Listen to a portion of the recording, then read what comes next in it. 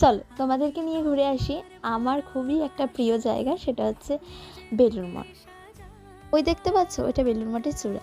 তো আমরা কিন্তু 10:30 নাগাদ বেলুড় মঠে ঢুকে গিয়েছিলাম।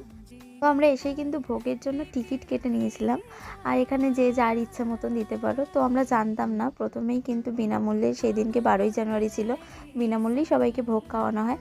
তো এখানে এসে ভোগটা খেয়ে নিলাম। আর বেরোনোর সময় রাস্তা দিয়ে, মানে পেছন দরজা দিয়ে বের করে বলে একদম রাস্তায় মুখ পড়ে যায়। তো ভেতরে আর বেলুড় মঠে আর ঢোকা যায় না, তো সেই ঢুকতে গেলে সেই 3:30।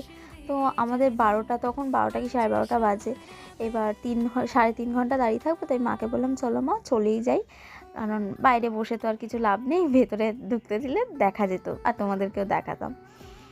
তো লঞ্চের জন্য আমরা দাঁড়িয়েছিলাম, আর লঞ্চও চলে এলো। আর তারপরে বাড়ি। দেখা হচ্ছে অন্য একটা ব্লগে। ততক্ষণের জন্য টাটা, বাই।